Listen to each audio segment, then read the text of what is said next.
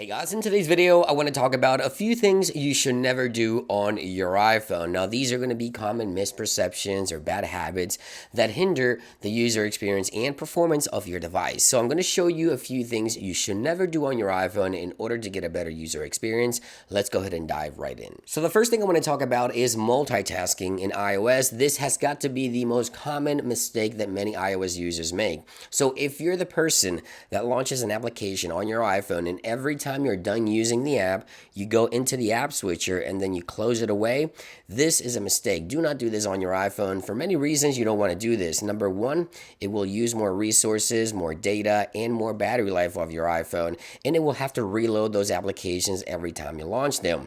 iOS is designed to handle apps in the background, so you don't really have to close apps every time you use them unless your iPhone is starting to freeze or having issues. Then you can just do a forced restart, and I'll link that in the description down below. But this is how iOS works. So let me show you here in Safari. By the way, if you want the wallpaper here, I'll link the original source in the description down below. These are going to be classic iPod wallpapers, as you can see right there. You can go ahead and download them. Again, links down below. There's several available here for you to choose from.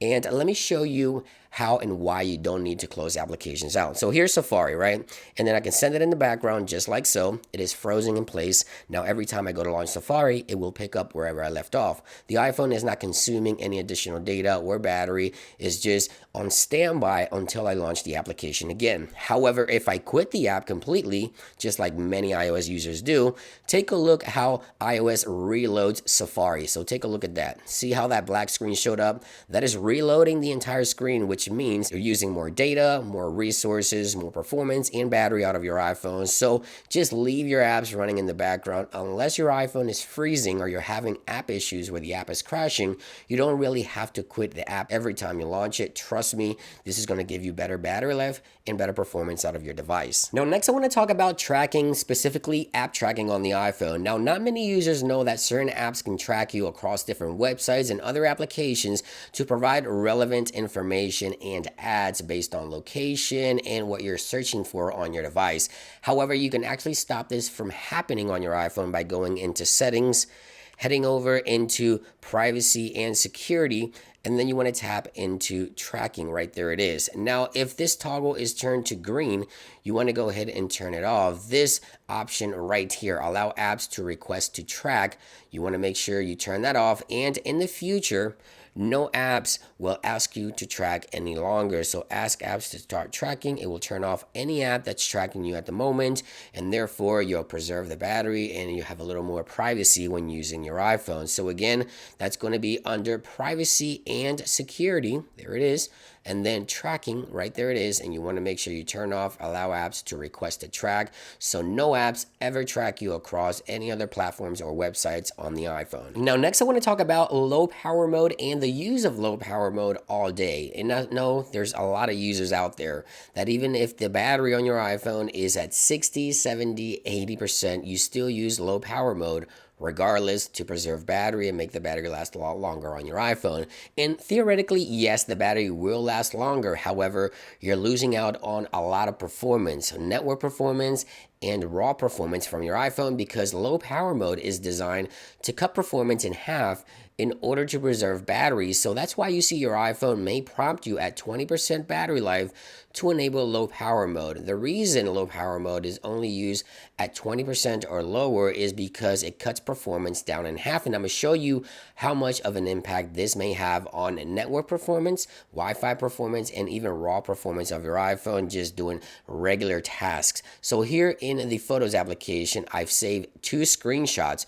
iOS 17.3 running on the iPhone 15 Pro Max without low power mode enabled. There is the performance score. So we have 2,921 single core score and 7,269 multi-core score performance. Now the same iPhone with the same update with low power mode enabled, take a look at the performance test right here results.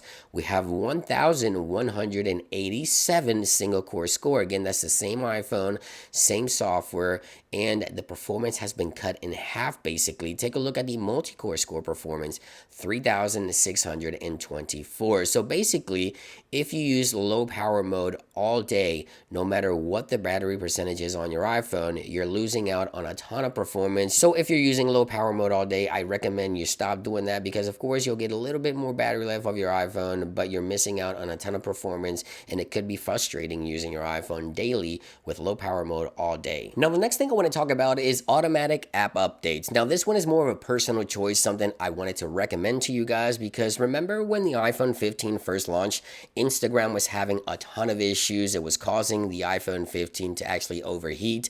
Well, this is the reason why I never have my apps automatically update in the background. So if you want to turn this off, you want to go into settings, of course, you want to go into your app store options right here, and then you want to go ahead and click here where it says automatic downloads. You have the option app updates. I turn this off every single time because I never want my apps to update in the background without me knowing what the next update will bring. Sometimes the apps even change and you may not like the user experience afterwards, and it also could impact the performance. As I mentioned with the iPhone 15, we had issues with Instagram where it was just crashing and making devices heat up. So right here, if you go into the App Store, if you turn this feature off, you can go here every month and just go into your avatar right here, swipe down on this page to refresh, and if there's any app updates available, they will all populate here, and you can read the latest updates and decide if you want to update or not. I think it's a better way to go about updating applications in order to get better user experience on your iPhone. Now, every time you update your iPhone to a new version of iOS,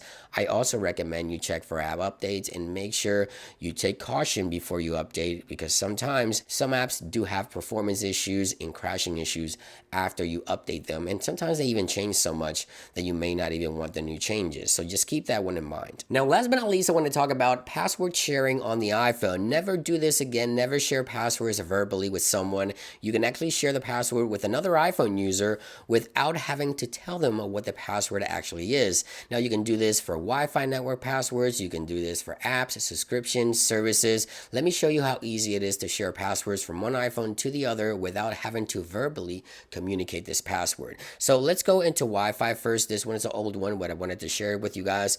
Make sure you're connected to your home Wi-Fi network, just like so. Let's say your friend wants the password to your Wi-Fi. Tell him to go into settings. Tell them to go into Wi-Fi and then select the Wi-Fi network from your home, and then your iPhone will prompt you to share the password with them in just a few seconds, just like so. I can click share password, and I can share the password with another iPhone user without having to tell them what the password actually is for the Wi-Fi network. Now, this also works for services and applications. Again, never again would you have to verbally communicate or share a password with someone. If they want, let's say, an app password, you can go into passwords here. It'll ask you for Face ID. Once you're in, select the password that you want to share, and then you want to click on the share options on the top here. And then once you get the share options, you can airdrop the password over to the other user, just like so. And it will require Face ID on their end as well, but this will share the password from applications and services with another iPhone user. So in case you ever have to share passwords, never again do it verbally. You can now do it via airdrop and certain features built into your iPhone. I hope this video helped you discover something new or helped you improve your user experience. I want to say thank you for watching, and I'll see you guys on the next one. Peace.